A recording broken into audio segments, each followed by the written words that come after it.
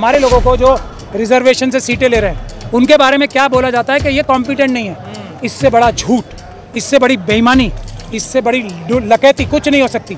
हमारे लोग ही सक्षम हैं, हमारे लोग ही कैपेबल हैं, हमारे लोग ही कॉम्पिटेंट हैं। जो जनरल कैटेगरी के लोग हैं वो कॉम्पिटेंट नहीं है। तो वाल्मीकि समाज की ज़रूरत है सबसे ज़्यादा हमारे देश में।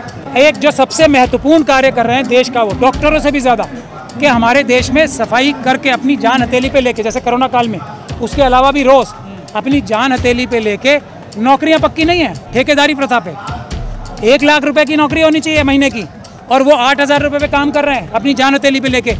एक साल में किसी भी एक समय पे मुझे ये सरकार मनुवादी एक जगह ये बता दे कि 15% आरक्षण मिला है पूरा शेड्यूल कास्ट कम्युनिटी को, मैं हाथ जोड़ के माफ़ी मांगूंगा। बैकलॉग जो है वो एक संवैधानिक कार्य है, बैकलॉग नहीं रहना चाहिए। जितना बैकलॉग है वो SC ST के लोगों से ही भरा जाना चाहिए, OBC के लोगों से ही भरा जाना चाहिए, और जब तक वो ना भरा जाए वो सीटें खाली रहनी चाहिए। तो ये जो जिन लोगों ने ये बैकलॉग जनरल कैटेगरी के लोगों से भरा है, उन सभी जनरल कैटेगरी की सीटों को खाली करा के हमारे समाज को दे दो, आप बैकलॉग ख़त्म कर दो बस। फिर देखो किसी को कोई कोर्ट जाने की आवश्यकता ही नहीं पड़ेगी ना, क्योंकि नौकरियां ज़्यादा होंगी, लोग कम होंगे, सभी समाजों में लोग ही नहीं मिलेंगे। सब समाजों का एक एक परिवार को 1-1, 2-2 नौकरियां भी मिल जाएंगी, तब भी नौकरियां खाली पड़ी होंगी हमारे लोगों के लिए, अगर बैकलॉग के ऊपर हम लड़ाई करें। लेकिन तो पहला काम हमें बैकलॉग की लड़ाई करनी चाहिए। जो याचिका करता है वो कह रहे हैं ये सारी लड़ाई हम थोड़ा ही लड़ने, ये भी लड़े थोड़ी बैकलॉग वाली, कोटे वाली लड़ाई। कौन? सभी लड़े ना, हम क्या। अब देखिए जो याचिक करता है उनको किसी भी कम्युनिटी को जितना पहले मिलता था ना, उतना भी नहीं मिलेगा, ये मेरी गारंटी है। और मैं सबसे बड़ा समर्थक हूँ वाल्मीकि समाज का। मैं ओपनली इस बात को बोलता हूँ। मैं किसी भी समाज से ज़्यादा महत्वपूर्ण समझता हूँ वाल्मीकि समाज की ज़रूरत है सबसे ज़्यादा हमारे देश में।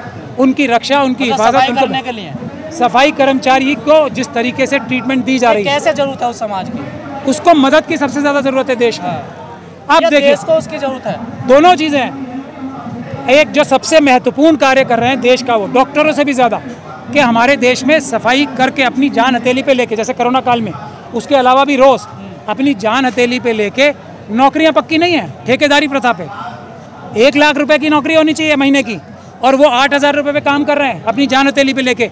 उनकी नौकरियां जो पक्की करने की कोशिश नहीं कर सकती सरकार और अदालतें, उनसे ये उम्मीद करते हैं कि वो वाल्मीकि समाज को नौकरियां देंगे कि वो IAS ऑफिसर बने।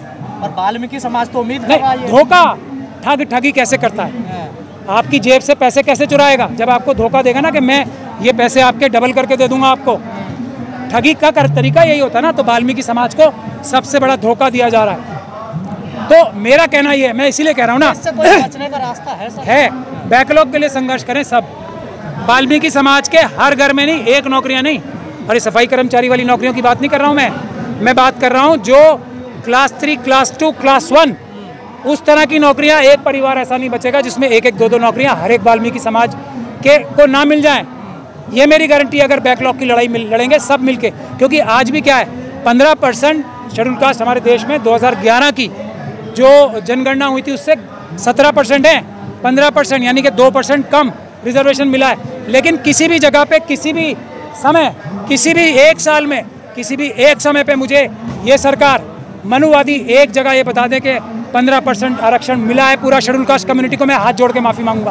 अगर 7% 15% में से रिजर्वेशन मिला है तो मैं हाथ जोड़ के माफ़ी मांगूंगा मनुवादियों से। जब वो 8% सीटें खाली है तो वो वाल्मीकि समाज को क्यों नहीं मिल रही, तो वो दूसरे समाजों को क्यों नहीं मिल रही जो सीटें खाली हैं? जो हमारे बीच में ये कहा जा रहा है कि एक समाज ऐसा है या 2-3 समाज ऐसे हैं जो ताकतवर हो गए, वो ताकतवर होकर वो 8% सीटें खाली रह रही हैं, वो क्यों नहीं उसमें अपना हिस्सा ले पा रहे हैं? ये समझने की बात ये है। ये भी कहा जा रहा है, आप जैसे जो कानून के जानकार हैं, वकील, एडवोकेट से, कि इसके पीछे पूरे फैसले की सरकार है। बिल्कुल, सरकार के वकीलों ने जिस तरीके से बहस की है ना, वो हारने के लिए की है। हर बहस, अगर जज कोई सही भी बात कर रहे थे, उनको घसीट के लेके आए कि नहीं ऐसे नहीं, ऐसे। इस प्रकार से जानबूझ के सरकार ने ये बहस करके केस हारा। सर, केंद्र सरकार जातिगत जनगणना क्यों नहीं करवाती? नहीं, जनगणना कराती इसलिए नहीं कि जो चोरी वो अभी पर्दे के पीछे ढांक के रखती है। इसी सुप्रीम कोर्ट ने अभी पटना हाई कोर्ट के जजमेंट को, स्टे को मेंटेन रखा है ना, इसी सुप्रीम कोर्ट ने। क्यों? क्योंकि सरकारें जाके कह रही हैं इस देश में एकदम अफरा तफरी मच जाएगी। एक बात मैं और बता दूं, हमारे लोगों को जो रिजर्वेशन से सीटें ले रहे हैं, उनके बारे में क्या बोला जाता है कि ये कॉम्पिटेंट नहीं है। इससे बड़ा झूठ, इससे बड़ी बेईमानी, इससे बड़ी लकैती कुछ नहीं हो सकती। हमारे लोग ही सक्षम हैं, हमारे लोग ही कैपेबल हैं, हमारे लोग ही कॉम्पिटेंट हैं। जो जनरल कैटेगरी के लोग हैं वो कॉम्पिटेंट नहीं है। ये वाले बताया जाता है आपको तो। मैं वही कह रहा हूँ ना, आरक्षण वाले ही कॉम्पिटेंट है।